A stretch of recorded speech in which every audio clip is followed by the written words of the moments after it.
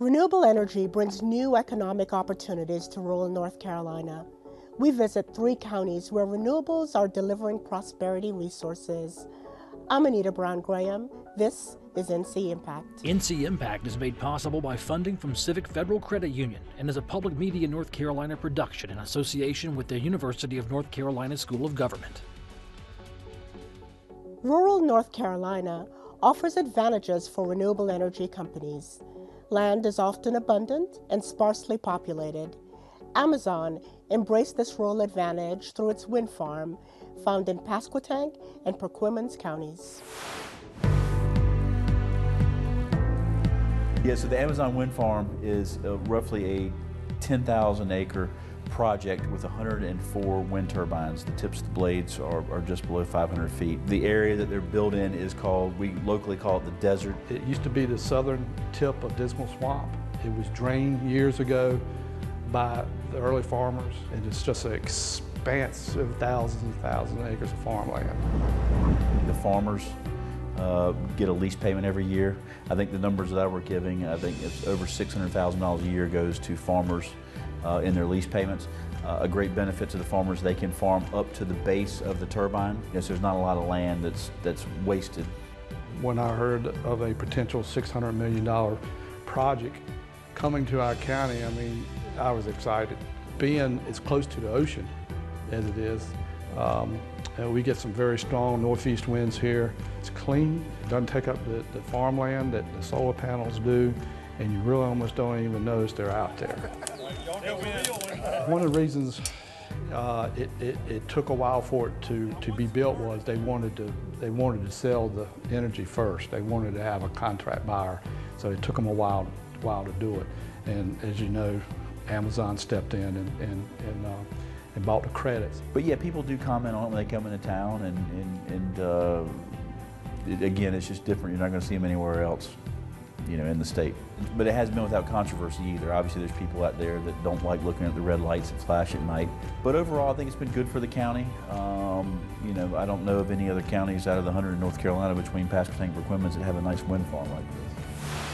There are 150 solar farms in North Carolina. Gates County is determined to be solar friendly. Let's take a look. So the Gates County solar farm, we call Gates Solar, and it's a 5 megawatt solar farm that's using tracking technology. The tracking technology goes from east to west, maximizing the amount of power you generate in the morning and in the afternoon.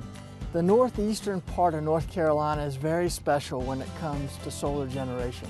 And when you look at what location gets the most solar, it's the northeastern part of North Carolina that's part of that network. And that creates a lot of opportunities for solar and jobs in solar and property taxes that can be generated from the installation of these plants. I think a good example is to look at Gates Solar, where before we had solar on that property, it was paying about $300 a year in property taxes. Now it's paying over $20,000 a year in property taxes, and that'll go on for the next 15 to 20 years. In rural areas, very often you have a lot more agriculture and livestock farmers. And so this creates opportunities for livestock farmers to place sheep outside of their own pastures to let their own pastures rest. At the same time, it reduces the need for us to use mowing, weed eating, and other kind of gas burning processes to maintain the vegetation on these farms. But what we're looking at here is an industry that's really in its infancy. We'll see that there'll be more solar, but there'll also be more battery storage.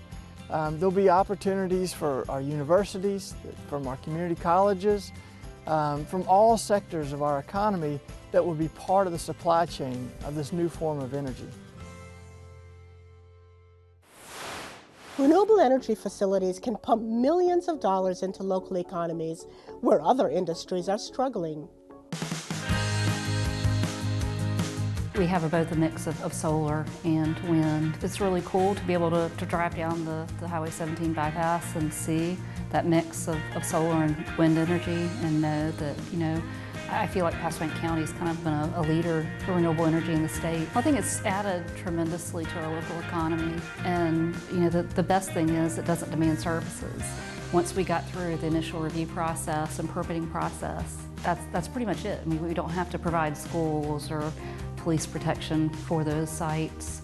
You know, they don't demand any services. We benefited during construction tremendously from hotel stays, from gas, supplies that were bought.